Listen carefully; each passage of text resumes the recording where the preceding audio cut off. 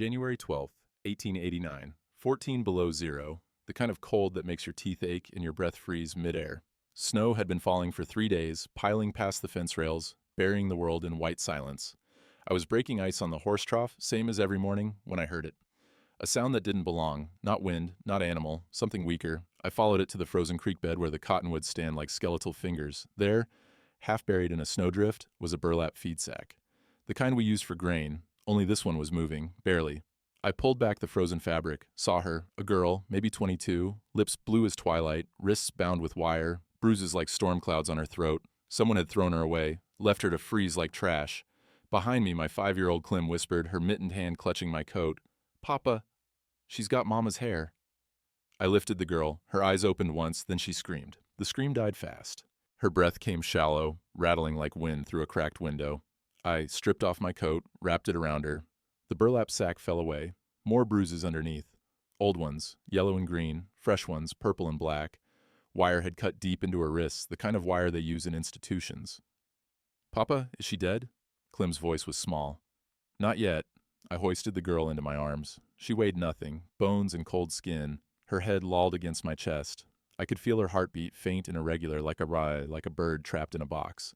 Clem walked behind me, boots crunching in the snow. She started singing, one of Martha's old lullabies. "Hush now, don't you cry. Morning comes with light." The girl's eyelids fluttered. She didn't wake, but something in her face softened. Halfway home, her breathing stopped. I counted to 10. Nothing. Counted to 20. Still nothing.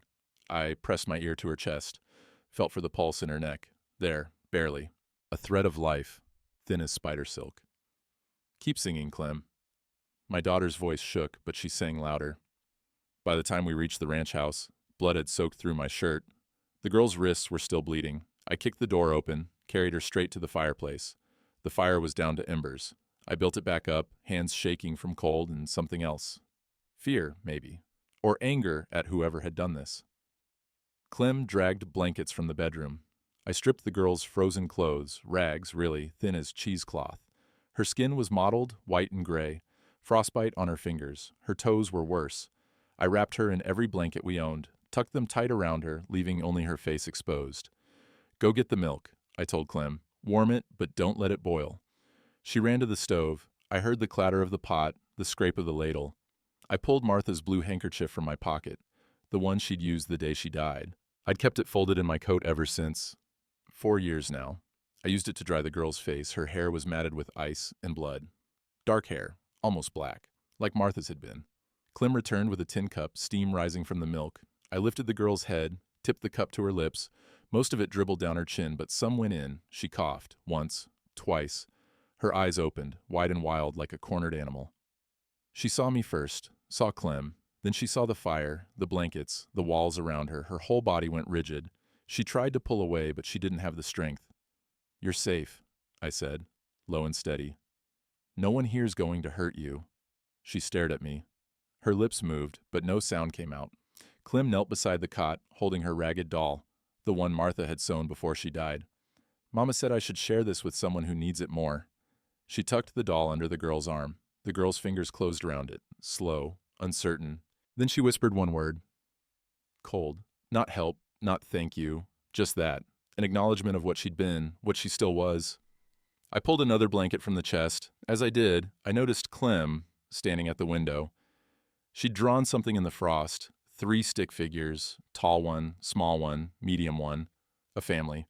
But even as I watched, the warmth from the fire made the drawing melt, dripped down the glass like tears. The girl saw it too. Her eyes followed the melting lines, then she looked back at the doll in her arms. Outside, the wind picked up, snow began to fall harder. I could hear it piling against the door, drifting up the walls. I walked to the window, looked out at the storm. "We've got one day," I said, more to myself than anyone. "Maybe 2 before we're snowed in for a week." Clem pressed her face against my leg. "Can she stay, Papa?" I looked down at the girl on the cot. She was watching us now, still wary, still afraid, but alive. "Yeah," I said, "she can stay." The girl's eyes closed. Her breathing evened out. The doll slipped from her fingers and Clem gently tucked it back under her arm. I stoked the fire one more time, listened to the wind howl, felt the cold seeping through the cracks in the walls. Somewhere out there, someone had tried to kill this girl, and somewhere out there, they might come looking to finish the job. Morning came gray and cold. The storm had passed, leaving 3 feet of fresh snow. I was outside shoveling a path to the barn when I heard the sleigh bells. Beatrice Hollis came up the road, her old mare pulling a small sled. She was bundled in furs, a woven basket balanced on her lap. "Silas," she nodded as she climbed down. Her breath fogged the air between us. "Beatrice." She didn't waste time. "Word's already spreading. You found a girl, brought her home." "That's right. Folks are talking." She handed me the basket. Preserves, bread, dried meat. Saying she might be dangerous, might be sick, might bring trouble. I set the basket down. She was half dead, in a sack. What was I supposed to do? "I'm not saying you were wrong." Beatrice glanced toward the house. "I'm saying you need to be careful. Town's on edge. Last month, a drifter stole from the mercantile. Before that, a fire took the Johnson's barn. People see trouble everywhere now." From inside, I heard Clem's voice, soft and chattering, talking to the girl like she'd known her all her life. Beatrice heard it too. "How's she doing, the girl?" "Waking up. Not talking much." "Let me see her." We went inside. The girl was sitting up now, blankets wrapped around her shoulders. Clem sat beside her, showing her how to braid a piece of string. Beatrice stopped in the doorway. Her face went pale. "What is it?" I asked. She crossed the room slowly, eyes fixed on the girl's left wrist. "May I?" The girl flinched, but didn't pull away. Beatrice pushed back the blanket. There, on the inside of her wrist was a mark, a brand. The letter C, maybe 3 inches long, raised and ugly. "I've seen this before," Beatrice whispered. The girl yanked her arm back, tucking it under the blanket. Beatrice turned to me, voice low. 20 years ago, I worked at St. Catherine's Foundling Home in Billings. Before I married. Before I moved here." "What's that got to do with—" "They branded the difficult ones. The ones who fought back. The ones who tried to run." Her hands were shaking. "That mark means she came from there." The girl's eyes were wide now, fixed on Beatrice, not with fear, with recognition. "St. Catherine's burned down 2 weeks ago," Beatrice continued. "Heard about it in town. 2 boys died. They're saying someone set the fire on purpose." The wind rattled the windows. Clem looked up from her string, confused. "You saying she did it?" I asked. "I'm saying that's what they'll think." Beatrice straightened, pulled her shawl tighter. "If the law comes looking, you need to be ready." She moved toward the door, then stopped, looked back at the girl. "I kept a journal back then," she said quietly. "Against the rules, wrote down everything I saw, things they did to those children, things that should have been crimes, but nobody cared." The girl's lips parted. She leaned forward slightly, as if trying to hear better.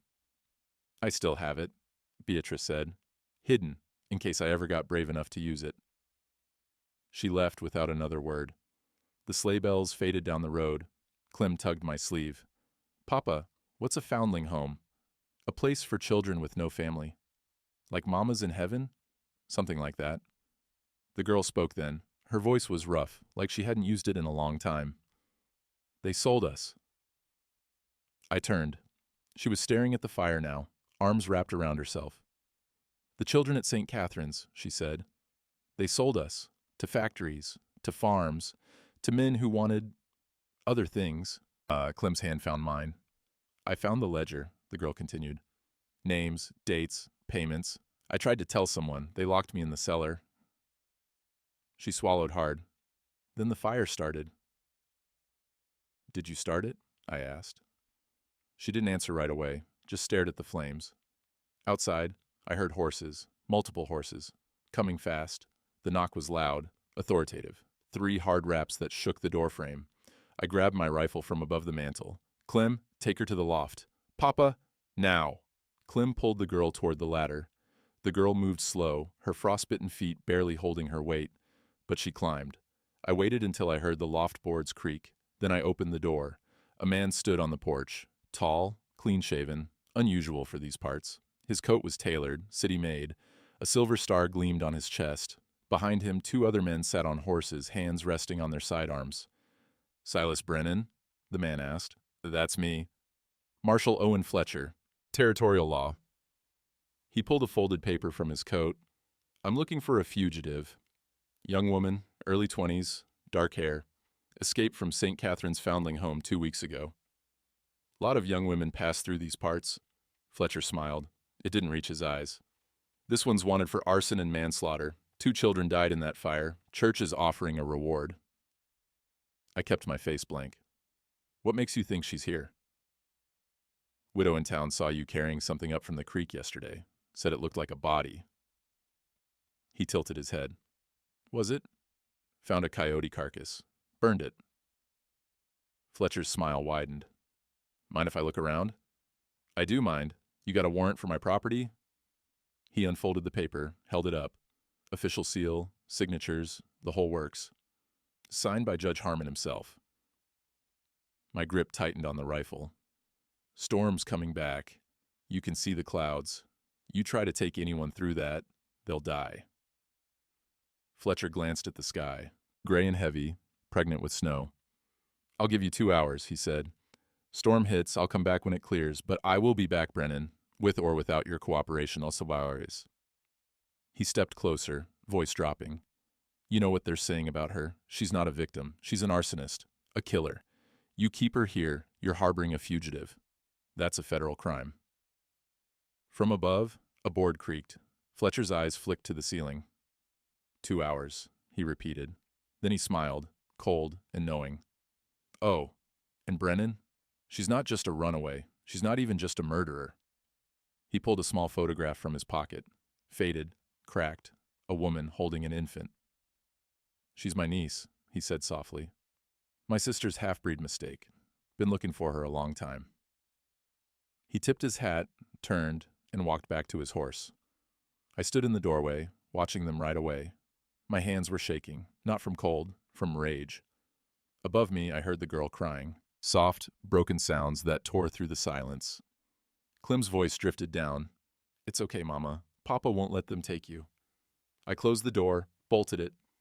Outside, the first snowflakes began to fall. The storm hit hard. Wind howled through the valley, shaking the walls. Snow piled against the windows until we couldn't see out. We were trapped, all 3 of us. Clem fell asleep by the fire, the doll tucked under her chin. I sat at the table, cleaning my rifle. The girl, I still didn't know her name, sat on the edge of the cot, staring at nothing. He's your uncle? I asked quietly. She nodded, barely. You got a name? Eliza. Her voice was a whisper. Eliza Thorne. I set the rifle down. You want to tell me what happened? She pulled the blanket tighter. I was 10 when they brought me to St. Catherine's. Don't remember much before that. Just voices, shouting, someone saying I was wrong, dirty. The fire popped, a log settled. I grew up there, she continued. Learned to keep my head down, do what they said, but girls kept disappearing. New ones came. No one asked questions. Until you did. I was cleaning the warden's office. Found a loose board behind the desk. Her fingers twisted in the blanket. There was a book, leather-bound, pages and pages of names, children's names, dates, amounts of money. A ledger. Yes. She looked at me then. Her eyes were hollow. They were selling us. Some to factories, some to farms, some... She swallowed. Some to men who paid extra. My jaw tightened. I confronted the matron, Eliza said. Showed her the ledger. She smiled. Just smiled. Then she called 2 men. They beat me. Locked me in the cellar for 3 days. Clem stirred in her sleep. Eliza's gaze drifted to her. The fire started in the middle of the night, she whispered. I heard screaming, smelled smoke. Someone opened the cellar door. I never saw who. I ran. Did you start it? She shook her head. I wanted to. I thought about it, but I didn't. Her voice cracked. 2 boys died anyway. In the kitchen. Grease fire, they said later, but they blamed me. Easier to blame the girl who already caused trouble. She pulled up her sleeve. The brand gleamed in the firelight. They caught me a week later, tied me up, put me in that sack. Her breath hitched. Your uncle said I was trash, said I should have died the day I was born. Then he threw me in the snow. She lowered her sleeve. Her hands were shaking. I crawled, she said. I don't know how far. My hands and feet went numb. I couldn't feel anything. I just kept moving because if I stopped, I'd freeze. Across the room, Clem woke. She padded over, barefoot on the cold floor, and climbed onto the cot beside Eliza. Papa has scars too, Clem said softly. She pointed to my boots. He lost 3 toes in a blizzard. That's why he limps. Eliza looked at me, really looked, for the first time. You tried to save something, I said. That's not a crime. 2 boys are dead. Not because of you. She closed her eyes. Tears slipped down her cheeks. Clem wrapped her small arms around Eliza's waist. Mama used to say broken things are still good. You just have to be careful with them. Eliza's breath caught. She held Clem like she was afraid she'd disappear. Outside, the wind screamed. Inside, for a moment, it was quiet. Then Eliza whispered, I buried the ledger before they caught me, under a sycamore tree just outside the orphanage fence. I leaned forward. It's still there? I don't know, maybe. That ledger could prove everything. It could. She looked at me, eyes red-rimmed. But getting it means going back, and I can't go back there. I stood, walked to the window. Snow covered everything. No tracks, no movement, just white silence. You don't have to, I said. But we need someone who'll stand up for you, someone the law will listen to. Who? Doctor, I said. If he examines you, documents your injuries, that's evidence. Medical testimony holds weight. Eliza's hand went to her wrist, covering the brand. There's a doctor in town? She asked. Traveling physician, comes through once a month, should be here any day now. I turned back to her. If the storm passes, if he's snowed in somewhere close, we might get lucky. She nodded slowly. Okay. Clem yawned, curled up against Eliza's side. See, Mama, Papa always knows what to do.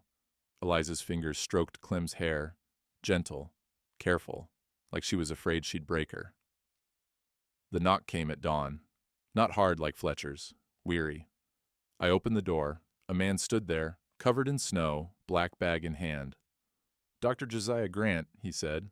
His breath came in clouds. Horse threw a shoe 2 miles back, saw your smoke. Come in. He stumbled inside, teeth chattering. I sat him by the fire, poured him coffee. He wrapped his hands around the cup, eyes half closed. Then he saw Eliza.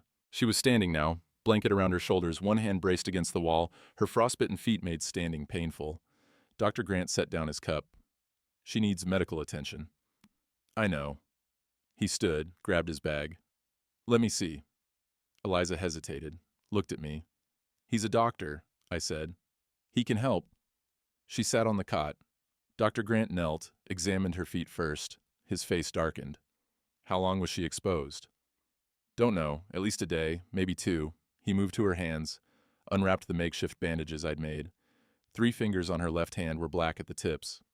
She'll lose these, he said quietly. If infection sets in, maybe the whole hand. Eliza didn't flinch, just stared at the wall. Dr. Grant noticed her wrists then, the wire cuts, the bruising. He touched them gently, professionally. These are restraint marks, he said. Institutional. I've seen them before. Where? I asked. Factory fire, 3 years back. They pulled a child out. 10 years old, had marks just like these. He looked up at me. She'd been chained to a loom. He pulled out a small notebook, began writing, date, time, observations. I'm documenting this, he said. Medical testimony. If there's a trial. There will be, I said. He nodded, kept writing. Then he saw the brand. His pen stopped moving. My God, he whispered. Eliza pulled her arm back, but Dr. Grant caught her hand. Not rough, just firm. I've seen these injuries before, he said, on people who've been beaten, restrained, abused. He looked at me. This girl is a victim, not a criminal. Will you testify to that? Dr. Grant closed his notebook, looked at Eliza, at Clem, who was watching from the corner, at me. I'll testify to what I see, he said. And what I see is someone who survived something no person should have to. Eliza's shoulders sagged, relief, or maybe just exhaustion. Thank you, she whispered. Dr. Grant packed his bag. Storm's not letting up. I'm snowed in here for at least 2 days. You're welcome to stay. I'm a witness now, he said. Whether I like it or not. He glanced toward the window. Snow still falling, no end in sight. When Fletcher comes back, Dr. Grant said, I'll be here. Clem smiled. ran to Eliza, took her hand. "See," she said, "we're keeping you." Eliza looked down at her, then at me. For the first time since I'd found her, something like hope flickered in her eyes. Outside, the wind howled, but inside, the fire burned warm. The storm broke on the third day. Sun came out pale and cold, glinting off snow that reached the windowsills. Dr. Grant was at the table, writing in his journal. Eliza sat near the fire, teaching Clem how to braid. Her bandaged fingers moved slowly, carefully. I was outside chopping wood when I heard them. Horses, 3 of them. I set down the axe, grabbed my rifle from inside the door. Fletcher rode up front. Behind him, 2 men I'd never seen before. Hard faces, guns on their hips, the kind of men you hire when you want someone hurt. Fletcher dismounted, smiled. "Storm passed," he said. "Told you I'd be back." "Said you'd come with a judge." "Don't need one." He pulled a paper from his coat. Different from the warrant. "Emergency order, signed by the territorial governor. Fugitive is to be remanded into custody immediately. No trial necessary." My grip tightened on the rifle. "She's not going anywhere." Fletcher's smile widened. "That's obstruction of justice, Brennan. Federal crime. I can arrest you too. Then what happens to your daughter?" Behind him, one of the hired guns moved toward the barn, the other toward the house. "Tell your men to stop," I said. Fletcher shrugged. "They're just looking around, making sure you're not hiding anything." The door opened. Dr. Grant stepped out, black bag in hand. "Marshal," he said, "I'm Dr. Josiah Grant. I've examined the girl. She has injuries consistent with severe abuse and prolonged exposure. She's a victim, not a criminal." Fletcher barely glanced at him. "That's not for you to decide, Doctor." "I'm prepared to testify. Testimony won't matter if she doesn't live to see trial." Fletcher's eyes were cold. "This area is dangerous. Blizzards, wild animals, accidents happen." The threat hung in the air like smoke. From inside I heard Clem's voice, high and frightened. "Papa!"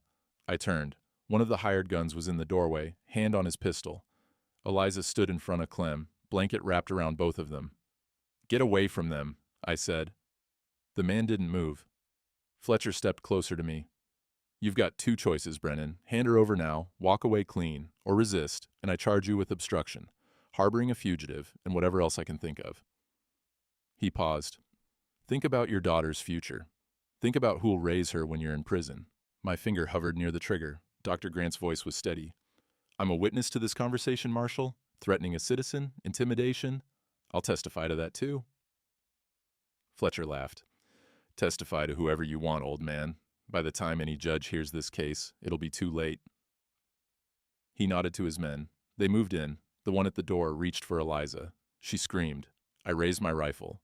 But before I could fire, Fletcher drew his pistol, aimed it. Not at me, at Clem. "Put it down, Brennan." Time stopped. Clem stood frozen, eyes wide. Eliza's arms were around her, pulling her back. Dr. Grant had gone pale. "Last chance," Fletcher said. I lowered the rifle. Slow, my hands shaking with rage. Fletcher smiled. "Smart man." He holstered his pistol, motioned to his men. "Bring her out." The hired gun grabbed Eliza's arm. She struggled, but she was weak, still recovering. Clem screamed. "No, you can't take her. She's ours." "Clem," I started, but Fletcher cut me off. "One more thing, Brennan." He stepped close, voice dropping. "You should know the truth about your little charity case." Fletcher pulled out the photograph again, the woman holding the infant. "This is my sister," he said. "Rebecca, prettiest girl in Billings, had everything ahead of her." His jaw tightened. Then she met him, a Blackfoot trapper, fell in love, if you can call it that. Eliza had gone completely still. "Family begged her not to," Fletcher continued. "But she wouldn't listen, got pregnant, had the baby." He looked at Eliza. "Had you." Clem's grip on Eliza tightened. "Rebecca wanted to keep you," Fletcher said, "but our father wouldn't allow it.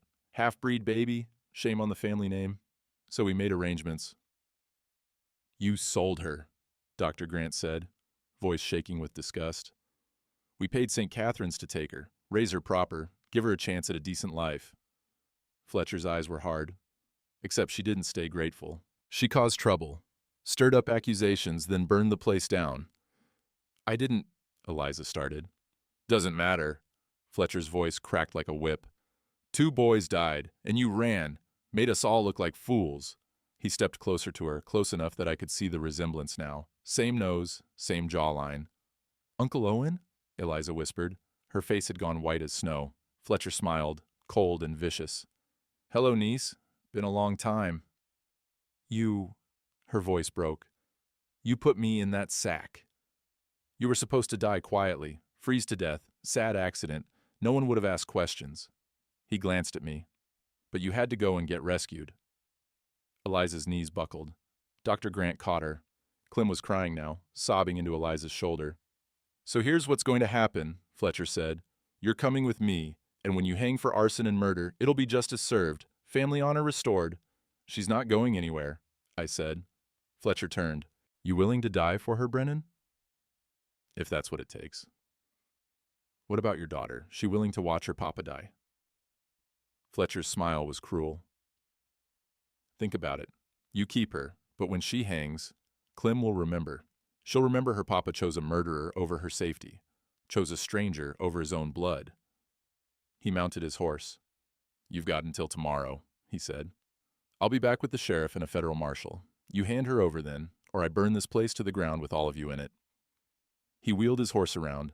His men followed. They disappeared down the road, leaving deep tracks in the snow. I stood there, rifle in hand, watching them go. Behind me, Eliza collapsed. Dr. Grant eased her to the ground. Clem knelt beside her, small hands on Eliza's face. Mama, she whispered. Please don't leave. Please. Eliza couldn't speak, could only cry. Great racking sobs that shook her whole body. Dr. Grant looked at me. What do we do? I stared at the tracks in the snow, at the empty road. We fight, I said, but I didn't know how, and I didn't know if we'd win. I woke to silence. Wrong kind of silence. I sat up, looked toward the cot by the fire. Empty. Eliza? No answer. I checked the loft. Clem was asleep, curled around her doll. Dr. Grant was in the corner, snoring softly, but Eliza was gone. I grabbed my coat, rifle, boots, ran outside. The sky was gray with pre-dawn light. Snow had started falling again, light flurries that would soon turn heavy. I found her tracks leading toward the tree line. 1 foot dragging, her frostbitten feet couldn't hold her weight properly. Eliza! No response. I followed the tracks. They wove drunkenly through the drifts. She'd fallen, gotten up, fallen again. 50 yards from the house, the tracks stopped. She was face down in the snow, not moving. No, no, no, no! I dropped to my knees, rolled her over. Her lips were blue again. Eyes closed. Skin ice cold. I pressed my ear to her chest. Faint heartbeat, still alive. I lifted her, started back toward the house. She was lighter than before, like she was disappearing. Halfway back, her eyes opened. Barely. Let me go, she whispered. Not a chance. I'll destroy you, both of you. Her voice cracked. Fletcher's right. I'm not worth it. That's not your choice to make. Tears froze on her cheeks. I can't let Clem watch you die for me. I kept walking. Then don't die. Don't run. Stay and fight. I don't know how. I'll teach you. Behind us, I heard a scream. Papa! Clem stood in the doorway, barefoot in the snow. Dr. Grant was behind her, trying to pull her back inside. Papa, don't let Mama go. I climbed the porch steps, carried Eliza inside, laid her by the fire. Dr. Grant immediately went to work, unwrapping bandages, checking her feet, her hands. Frostbite's worse, he said grimly. Left hand's infected. If it spreads... He didn't finish. Didn't have to. Clem crawled next to Eliza, wrapped her small arms around her. Why'd you leave? She whispered. Eliza's eyes were closed, but tears kept coming. I thought, if I was gone, you'd be safe. We're not safe without you, Clem said, voice fierce. We're a family. Families don't leave. Eliza opened her eyes, looked at Clem, then at me. I'm sorry, she whispered. I know. Dr. Grant finished wrapping fresh bandages. She needs rest, and she needs to stay warm. If she goes out again, she won't, I said. I looked at Eliza. She held my gaze. Promise me, I said. She nodded, barely, but it was enough. Outside, the snow fell harder. An hour later, Dr. Grant pulled me aside. "She'll lose the hand," he said quietly. "Infection's setting in. I can try to treat it, but do what you can." He nodded, paused. "There might be another way. To protect her, I mean." "I'm listening." If she were your wife, Fletcher couldn't take her without your consent. Territorial law. Husband has legal guardianship." I stared at him. "It's not ideal," Dr. Grant continued, "but it buys time. Time to find that ledger, time to get more witnesses, time to build a real case." The door opened. Beatrice stepped in, snow covering her shawl. She'd ridden through the storm. "I heard Fletcher was back," she said. "He is." She looked at Eliza by the fire, at Clem sitting beside her, then back at me. "There's something you should know," Beatrice said. She pulled a worn leather book from her bag. "My journal, from St. Catherine's." She opened it.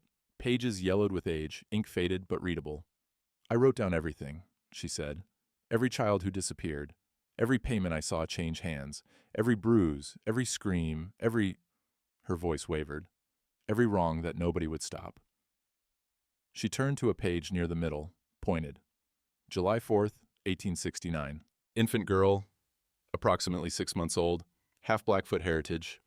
Sold to the orphanage by Officer O. Fletcher. Payment $200. Initials E.T." I looked at Eliza. She was staring at the journal, tears streaming down her face.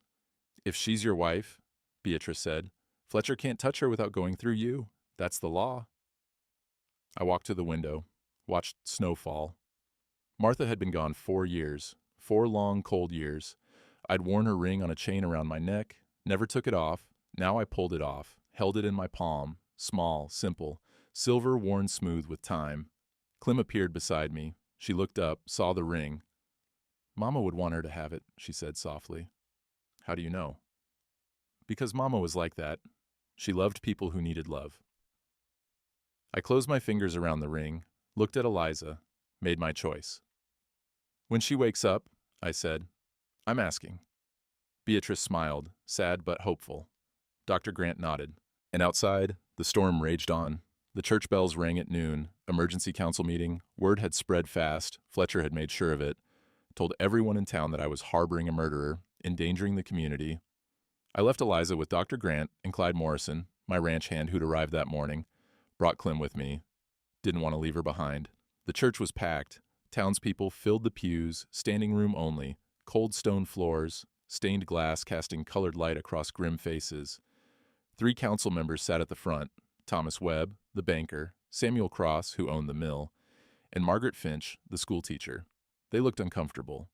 Fletcher stood to the side, arms crossed, smiling. Webb cleared his throat. "Mr. Brennan, we've called this meeting to address a serious concern. I know why I'm here. The marshal has informed us that you're harboring a fugitive, a woman wanted for arson and manslaughter." Webb's voice was thin, nervous. "Is this true?" "I'm protecting someone who was left to die in the snow." Murmurs rippled through the crowd. Cross leaned forward. "That's not what we asked. Is she a fugitive or not?" "She's a victim." "That's not for you to decide," Margaret said. Her voice was softer than the men's, almost apologetic. The law tried to kill her," I said.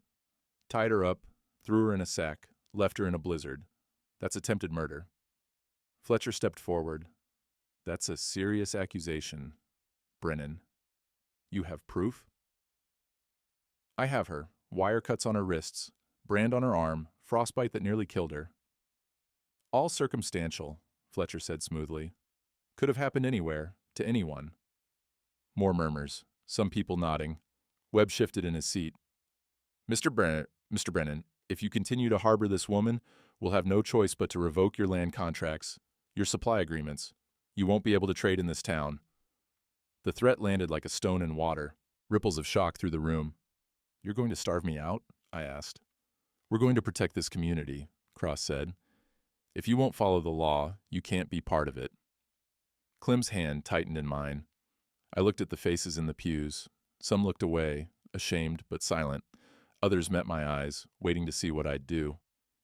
"She saved my horse," Clem said suddenly. Her voice rang clear in the quiet church. "From the creek. It fell through the ice and she pulled it out. She could have died, but she didn't care. She's good." Margaret's expression softened, but she said nothing. Fletcher laughed. Children believe what they want to believe, doesn't make it true. Children see what's real, I said, before they learn to lie about it. Webb stood. Mr. Brennan, we need your answer. Will you turn her over to the marshal? I opened my mouth to respond. Then the church door swung open. Beatrice walked in. She moved slowly down the aisle, her leather journal clutched to her chest. Every eye followed her. She stopped at the front, looked at the counsel, then at Fletcher. I have something to say, she announced. Webb frowned. Mrs. Hollis, this is a closed council session. I worked at St. Catherine's Foundling Home, Beatrice said. Her voice carried through the church. 20 years ago, before I married, before I came here. Silence. Fletcher's smile faded. Beatrice opened the journal. Pages crackled in the quiet. I kept a record, she said. Everything I saw, everything they did to those children. I was too afraid to speak up then, too afraid they'd hurt me, fire me, make me disappear like the children did. She turned to a page marked with a ribbon. Page 17, July 4th, 1869. Matron sold infant girl, half Blackfoot heritage. Payment received from Officer O. Fletcher. She looked up. Initials in the ledger, E.T. Gasps echoed through the church. Fletcher's jaw clenched. That's a lie. It's documented, Beatrice said calmly. She held up the journal. Dated, witnessed, written in my own hand. 20-year-old hearsay, Fletcher said, means nothing. There's more. Beatrice turned pages. August 1869, 3 children sold to a factory in Chicago. October 1869, 2 girls, ages 7 and 9, sold to a brothel in Denver. Her voice shook but didn't stop. January 1870, boy, age 12, died from beatings, buried in unmarked grave behind the chapel. The church was dead silent now. Margaret Finch had tears in her eyes. Webb looked sick. Beatrice turned to another marked page. And here, February 1889, just last month, Officer Fletcher paid the matron $300. Purpose, silence E. Thorne permanently. Fletcher moved fast, lunged for the journal, but I was faster. I stepped between them, rifle raised. Don't, I said. Fletcher stopped. His face was red, furious. That journal is a fabrication, he spat. She's lying to protect a criminal. Why would I lie? Beatrice asked. I have nothing to gain. I'm risking everything by speaking up. Cross stood. If this is true, if even half of this is true, it is, Beatrice said. She looked at the council, at the townspeople. Every word, I swear it on my husband's grave. Margaret turned to Fletcher. Is it true? Did you sell a child to that orphanage? It's more complicated than... Yes or no, Marshal? Fletcher's hands clenched into fists. My sister made a mistake. I corrected it. That's family business. You sold your niece, Margaret said quietly. Your own blood. She was half-breed trash. Fletcher's voice cracked.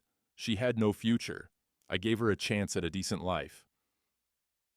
The admission hung in the air like smoke. Webb sat down slowly. My God. Cross looked at me. Mr. Brennan, we didn't know. You didn't ask, I said. Fletcher straightened his coat, composed himself. None of this changes the fact that she committed arson, that 2 children died. The fire started in the kitchen, Beatrice said. Grease fire. I read about it in the papers. The matron blamed Eliza because she'd been causing trouble. But there were no witnesses, no proof. Except a warrant signed by a judge, Fletcher said. A judge you paid off, Beatrice replied. Fletcher's eyes narrowed. Careful, old woman. Or what? Beatrice stepped closer. You'll throw me in a sack too? The crowd murmured. Angry now. Webb stood again. Marshal Fletcher, I think you should leave. This isn't over. Leave. Now.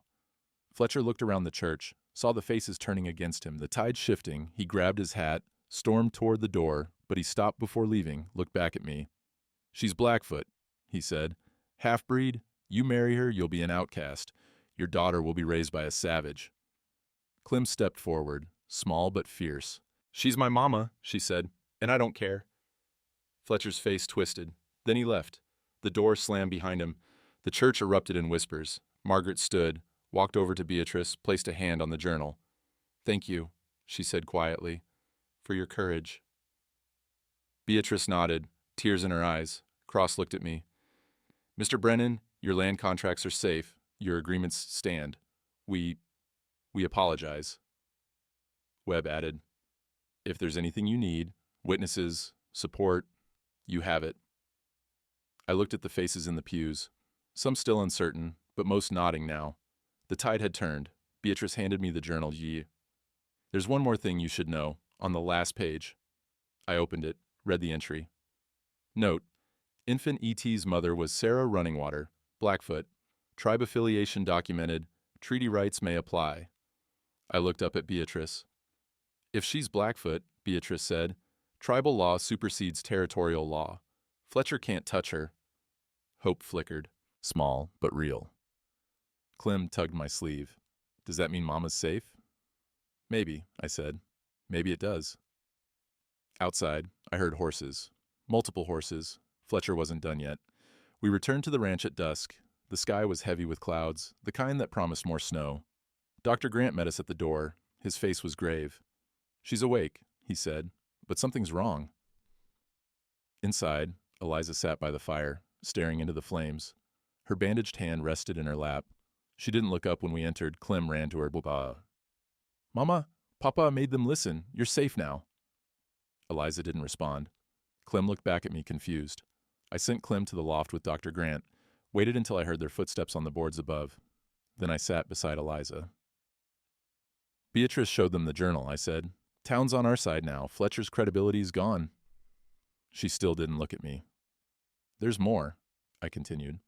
Your mother was Blackfoot. Treaty rights apply. If the tribe claims you, territorial law can't touch you. Nothing. Eliza? I lit the match. Her voice was so quiet I almost didn't hear it. I went still. She turned to me then. Her eyes were hollow, empty. The ledger room, she whispered. I poured lamp oil on the desk, on the walls. I lit the match, and I watched it burn. The fire popped. A log settled, sending sparks up the chimney. You said, I lied, her voice cracked. I didn't mean for anyone to die. I just wanted to destroy the evidence before they could move it, before they could erase everything. Tears spilled down her cheeks. But the fire spread faster than I thought. The smoke, I heard screaming. I tried to go back, but the flames... She covered her face with her good hand. 2 boys died in the kitchen, she sobbed. The matron said it was a grease fire, separate from mine. But if I hadn't started the first fire, maybe they wouldn't have been trapped. Maybe they could have gotten out. I sat silent, listening. So, maybe Fletcher's right, she whispered. Maybe I am a murderer. Maybe I deserve to hang. The words hung between us like smoke. I looked at my hands, scarred from years of work, missing 3 toes from a blizzard when I tried to save cattle, failed, lost 6 head that night. My wife died in childbirth, I said finally. 4 years ago, I was in town buying supplies. Storm came in fast. By the time I got home, I swallowed. She was gone. So was the baby boy she was carrying. Eliza looked at me. I live with that every day, I said, wondering if I'd stayed home. Could I have saved them? Could I have done something different? I met her eyes. Guilt means you're human, means you care, but it doesn't make you a murderer. I started the fire. You tried to burn evidence of evil. That's not the same as burning children. My voice was firm. Those boys died because of a grease fire. Because the matron ran that place like a trap. Because people like Fletcher made sure no one asked questions. But intent doesn't bring them back. No, it doesn't. I leaned forward. But punishing yourself won't bring them back either. All you can do is make sure it meant something. Make sure those names in the ledger, that journal Beatrice kept, that it all comes to light so it never happens again. She closed her eyes, tears streaming. Above us, footsteps. Clem was awake. She climbed down the ladder, nightgown dragging on the floor, walked over and knelt beside Eliza. Did you hear? Eliza whispered. Clem nodded. And you still want me here? Clem took Eliza's scarred hand, held it carefully, mindful of the bandages. Mama used to say broken things are still good, Clem said softly. You just have to be careful with them. She looked up, eyes wide and clear. Did you try to save the other kids? Eliza nodded. Then you're brave.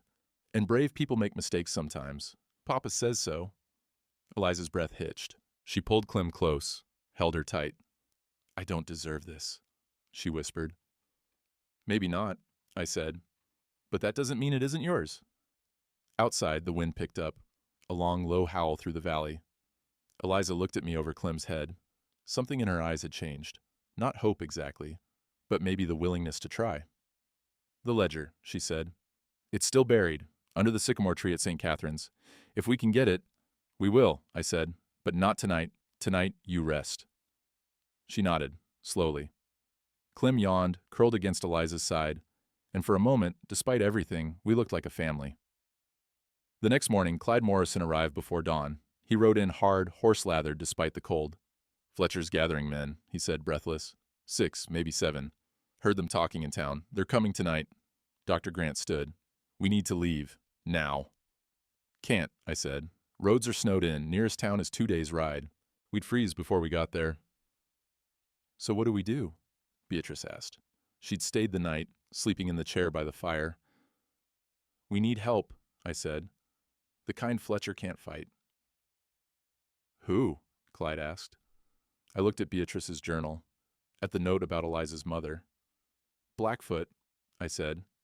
If they claim her, tribal law supersedes territorial law. Fletcher can't touch her. The nearest Blackfoot settlement is 15 miles north, Clyde said, through the pass. Storm's supposed to hit tonight. Can you make it? Clyde looked at his hands, already scarred from years of ranch work, then at Eliza, who was listening from the cot. I can try, he said. You'll lose fingers, Dr. Grant warned. Maybe worse. Better my fingers than her life, Clyde said simply. I gripped his shoulder. Find Chief Silent Hawk. Tell him about Eliza, about her mother. Ask him to invoke treaty law. And if he won't? He will, Beatrice said. I know his sister. She lost a daughter to St. Catherine's 10 years ago. He'll understand. Clyde nodded, started for the door. Wait, Eliza said. She stood, moved slowly to the table, pulled back her sleeve, showed the brand. Tell him about this. Tell him they mark us like cattle. Clyde's jaw tightened. I will. He mounted his horse, turned north toward the pass. We watched him disappear into the gray dawn. He won't make it back in time, Dr. Grant said quietly. He has to, I said. Inside, I pulled Eliza aside. There's something I need to ask you, and I need you to think carefully before you answer. She waited. If the tribe claims you, you'll have to undergo a ceremony. 3 questions, Beatrice says. Truth trial. They'll ask about your heritage, your intent, your future. I paused. They'll ask you to claim your mother's blood, publicly. I've been taught to be ashamed of it my whole life, she whispered. I know. She looked at the fire, at Clem, who was watching from the loft. If I claim it, she said slowly, I'll be Blackfoot, legally, spiritually. Yes. And if Fletcher still tries to take me? He'll be violating treaty law. That's an act of war. She was quiet for a long moment. Then, what if I fail?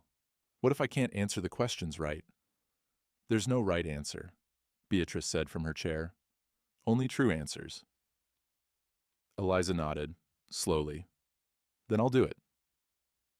I pulled the silver ring from my pocket, Martha's ring. There's one more thing, I said. If you're my wife, Fletcher can't take you without my consent. It's not as strong as tribal law, but it's another shield. Eliza stared at the ring. I'm not asking because I pity you, I said. I'm asking because Clem needs a mother, because this house needs life in it again, and because... I swallowed. Because I think Martha would want this, would want you to have what she can't. Eliza's hand trembled as she reached for the ring, but before she could take it, we heard them. Horses. Many horses. Fletcher had arrived early. Dr. Grant looked out the window. 7 men, armed. I grabbed my rifle. Beatrice, take Clem to the root cellar. Stay there no matter what you hear. Papa, Clem started. Go, now. Beatrice pulled her toward the back door. Eliza stood beside me. I'm not hiding. You need to... I said I'm not hiding. Her voice was steady. Not anymore. Outside, Fletcher's voice rang out. Brennan, send her out or we're coming in. I looked at Eliza. At Dr. Grant, at the door that would either hold or break. Together then, I said. We stepped onto the porch, 7 men on horses, guns drawn, Fletcher in the center, smiling. Last chance, he said. Behind us in the distance, I heard something, drumming, faint but growing louder. Fletcher heard it too. His smile faded. From the north, through the snow, they came. 6 riders, Blackfoot warriors on painted horses. And at the front, an old man with silver braids and a face carved by time. Chief Silent Hawk had arrived. Chief Silent Hawk dismounted slowly. His warriors remained on their horses, rifles across their laps, silent, watchful.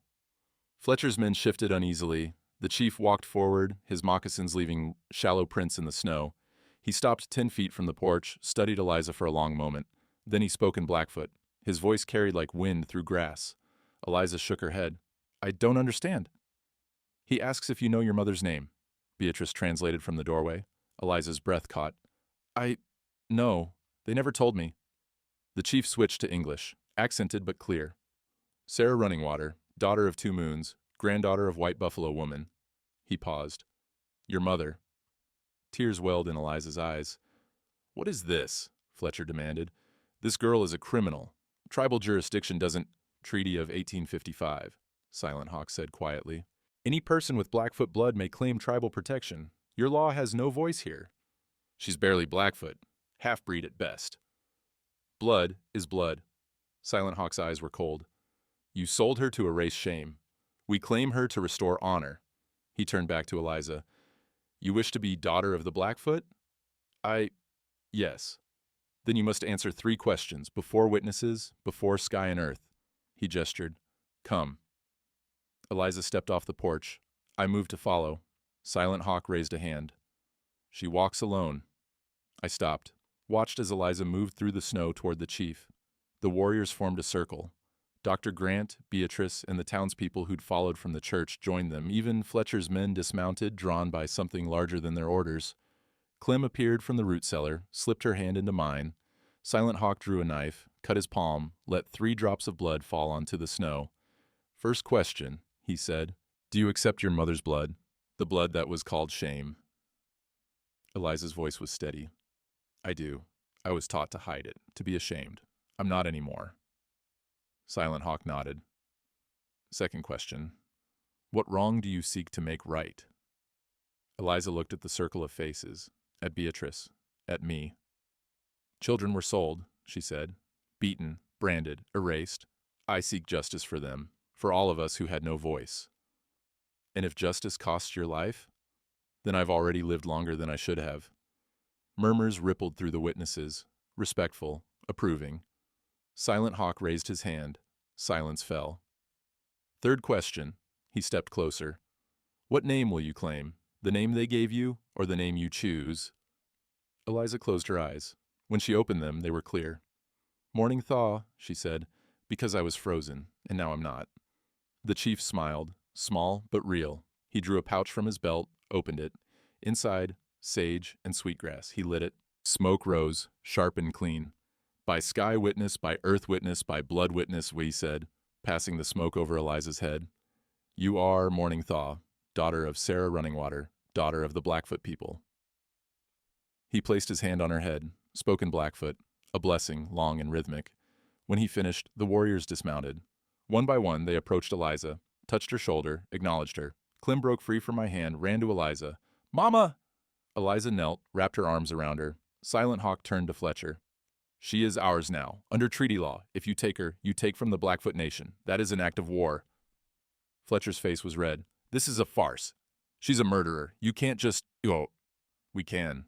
Silent Hawk's voice was iron. And we have. Fletcher looked at his men. They wouldn't meet his eyes. This isn't over, Fletcher said, but his voice had lost its edge. It is, I said. Hoofbeats echoed from the road. Another rider, moving fast. Clyde Morrison appeared through the snow. His face was gray with cold, his hands wrapped in bloody bandages. He dismounted, stumbled. Dr. Grant caught him. Clyde, I started. Got it, he gasped. He pulled a leather-bound book from inside his coat, covered in dirt and ice. The ledger. Beatrice's hands flew to her mouth. How? I asked. Rode to St. Catherine's first, before the tribe. He swayed. Dug it up, then rode north, Gave it to the chief's men. They brought me back. Dr. Grant unwrapped Clyde's hands. 2 fingers on his right hand were black, frostbitten beyond saving. "You fool," Dr. Grant muttered, but his voice was gentle. Clyde grinned. "Worth it." I took the ledger, opened it carefully, pages brittle with age and cold, names, dates, amounts. June 1867, O. Fletcher was some $200. Infant E.T., August 1869, factory sale, $150 per child. October 1869, Denver, $300 per girl. Page after page, transaction after transaction, children sold like livestock. I held it up. "Everyone here is a witness. This is the proof." Fletcher lunged for it. I stepped back. Silent Hawk's warriors moved forward, blocking him. "That's stolen property," Fletcher shouted. "That's evidence," I said. "Wabaha's Kisini of child trafficking, of corruption, of murder." I handed the ledger to Beatrice. "Read it, out loud, so everyone hears." She opened it. Her voice shook at first, then grew stronger. June 1867. Payment received from Officer Owen Fletcher. Infant sold to St. Catherine's. Half Blackfoot. Female. She looked up. "That's you, Eliza. You were sold for $200. Gasps from the crowd. Beatrice continued. August 1869. 3 children ages 8 to 12 sold to Chicago factory. Payment $450. Her voice broke. October 1869. 2 girls, ages 7 and 9, sold to Denver brothel. Payment $600. Women in the crowd were crying now. Men's faces were stone. February 1889, Beatrice read. Payment to Matron Winters from O. Fletcher. Purpose, permanent silence of E. Thorne. Amount $300. She closed the book, looked at Fletcher. "You paid to have her killed." Fletcher's composure cracked. "She was going to ruin everything. The orphanage, my career, my family's aim." He pointed at Eliza. "She should have stayed quiet. Should have been grateful." "Grateful?" Eliza's voice cut through the air. "For being sold, beaten, branded." "You were nothing," Fletcher shouted. "A half-breed bastard. I gave you a roof. Food. You had no right to—" "I had every right," Eliza stepped forward. "I had the right to live, to be treated like a human being, to not be sold like property." Silent Hawk raised his hand. "You have confessed, before witnesses, that you sold your sister's child, that you paid for her death." Fletcher realized his mistake, went pale.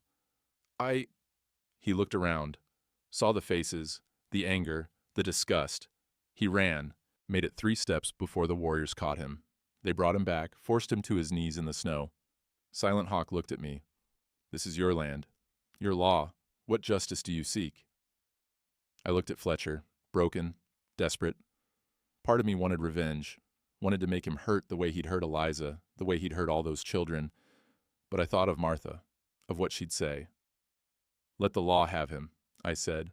"Real law, not his corrupted version, federal marshal, trial, prison." I paused. "Let him live with what he's done. That's worse than dying." Silent Hawk nodded, approval in his eyes. Fletcher looked up at me. "You self-righteous fool. You think this changes anything? You think you can just play happy family with a half-breed murderer?" I knelt down, met his eyes. "She's not a murderer," I said quietly. "But you are. You killed those children the day you sold them. Killed your sister's baby the day you threw her away. Killed your own soul for money and pride."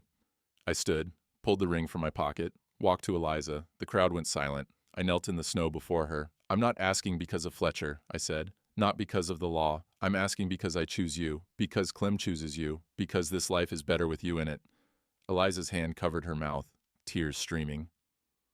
"Will you marry me?" I asked. "Not as protection, as family." She nodded, couldn't speak, just nodded. I slipped the ring on her finger. It fit perfectly. Clem cheered, ran to us, wrapped her arms around both of us. The crowd erupted, clapping, whistling. Even the warriors smiled. Silent Hawk raised his arms. "By Blackfoot law, by your law, by the law of the heart, this woman is claimed, protected, honored." He looked at Fletcher. "And this man is condemned." Dr. Grant and 2 townsmen tied Fletcher's hands, would take him to the federal marshal in the morning. As they led him away, Fletcher looked back once. "This isn't justice," he spat. "No," I said. "It's mercy. More than you deserve." 2 days later, the federal marshal arrived. Older man, gray beard, hard eyes. Marshall Thomas Kane. He read the ledger, listened to testimonies, examined Eliza's brand, took Fletcher into custody without argument. Dual jurisdiction, Kane said. Territorial law for fraud and corruption. Tribal law for blood crimes against Blackfoot citizens. He looked at Fletcher. You'll stand trial in both courts. I want a lawyer, Fletcher demanded. You'll get one. Won't help much. Kane's smile was grim. Evidence is pretty clear. 3 weeks later, word came. Fletcher had been sentenced, 20 years hard labor, federal work camp, building roads in the Montana wilderness. The irony wasn't lost on anyone. He'd sold children to labor camps. Now he'd die in one. Think he'll make it 20 years? Dr. Grant asked. Doesn't matter, I said. Justice is justice. Clem looked up from her drawing. Is the bad man gone, Papa? Yes, sweetheart, he's gone. Good. She returned to her picture. 3 stick figures holding hands, and a fourth, smaller one. Who's that? Eliza asked, pointing to the small figure. Baby, Clem said matter-of-factly. You're going to have a baby. I dreamed it. Eliza's hand went to her stomach. Her eyes met mine. We'd been married 2 weeks. Ceremony at the church. Whole town came. Maybe, Eliza said softly. Someday. Clem smiled. Soon, I know. Outside, snow was melting. Spring was coming. The second ceremony, the real one, the one that mattered, happened at the creek, where I'd found her. March thaw had begun. Ice was breaking. Water flowing underneath, clear and cold. Silent Hawk performed the rites. Blackfoot and Christian mixed together, words in 2 languages, blessings from 2 worlds. Eliza wore a simple dress, white cotton. Beatrice had sewn it. Martha's blue handkerchief was tucked in the collar. Something borrowed, something blessed. I wore my best shirt. The ring I'd given her gleamed on her hand. Clem stood beside us holding a basket of early wildflowers, snowdrops and crocuses, first blooms of spring. Marriage, Silent Hawk said, is not the joining of 2 perfect people. It is the promise of 2 wounded hearts to heal together, to stand when storms come, to thaw when winter passes. He looked at me. Do you choose this woman, not as she was, but as she is? I do. Do you promise to protect not just her body, but her spirit, her voice, her truth? I do. He turned to Eliza. Do you choose this man, this child, this life? I do, she whispered. Do you promise to let yourself be loved, to trust when fear says run, to root when the world says you don't belong? Her voice was stronger. I do. Silent Hawk placed their hands together, wrapped a beaded cord around their wrists. By sky, by earth, by water breaking free, he said, you are bound, not by law alone, but by choice, not by necessity, but by love. As he spoke, the ice beneath them cracked. A loud snap that echoed through the valley. Water surged forward, rushing over stones, alive. Clem clapped. It's a sign. Silent Hawk smiled. It is. I kissed Eliza, gentle, certain. When we pulled apart, she was crying, but smiling. I'm home, she whispered. You are, I said. The crowd cheered. Beatrice, Dr. Grant, Clyde with his bandaged hands, townspeople who'd stood with us. Even the warriors nodded approval. We walked back toward the ranch. Clem between us, holding both our hands. Behind us, water flowed. Ice melted. Spring arrived. Papa? Clem asked. Yes. Can we go back next year, on the day you found Mama, to remember? Eliza looked at me. Every year, I promised. We'll remember. Clem smiled. Good, because that's the day our family started. She wasn't wrong. At the ranch, Clyde had rebuilt the barn. Neighbors had helped. New wood, strong beams, better than before. Someone had carved something into the door frame, a Blackfoot symbol. Silent Hawk explained. Morning thaw. Home had a name now. We stood on the porch, looking out at the land. Snow melting, green pushing through, life returning. Thank you, Eliza said quietly. For what? For not leaving me in the snow. I took her hand. Thank you for not staying there. Clem tugged at us. Come on, I want to show Mama my new drawings. We went inside. The fire was burning, food cooking, laughter filling the space that had been silent too long. That night, after Clem fell asleep, Eliza and I sat by the fire. She pulled something from her pocket, the burlap sack, folded small. Why did you keep that? I asked. To remember where I came from, she said. How far Grace carried me. She placed it on the mantel. beside Martha's photograph, past and present, death and life, all part of the same story. Outside, a coyote howled. Spring wind answered. And inside, we were warm. That was January to April of 1889, 43 years ago now. I'm an old man, knees creak when storms come. But I remember every detail like it happened this morning. Eliza, morning thaw, the tribe calls her, never got full use of that left hand. Frostbite took 3 fingers, same as it took Clyde's. They wear matching gloves Beatrice knitted. Joke about it now. Call themselves the Winter Survivors. Clyde's been foreman here 30 years, never married, says he's already part of the family, eats Sunday dinner with us every week. Clem's 48 now, has 6 children of her own, still calls Eliza Mama. Her kids call her Grandma Morning Thaw. They know the story, all of it, the sack, the snow, the uncle who tried to kill her. They know because we tell them. Every spring when the creek breaks, we go down there, stand where I found her, where we married, listen to the water move. Life returning, that's what spring is. We found out later that Ledger freed 42 children, St. Catherine's was shut down, matron prosecuted, took 3 years, but justice came. Slow as spring thaw, but it came. Fletcher died in that labor camp, 5 years in, pneumonia they said. I didn't celebrate, but I didn't mourn either. Some men make their own hells. Eliza and I had 3 more children, 2 boys, 1 girl. The youngest has her grandmother's dark hair, sings in Blackfoot, belongs to both worlds, the burlap sacks still on the mantel, beside Martha's photograph, beside Eliza's tribal adoption certificate. Reminders, I've learned a few things in 72 years. 1, the coldest winters make the best stories. 2, family's not about blood, it's about who you'd walk through a blizzard for. 3, the people you save end up saving you right back. Spring always comes, you just have to survive the winter first.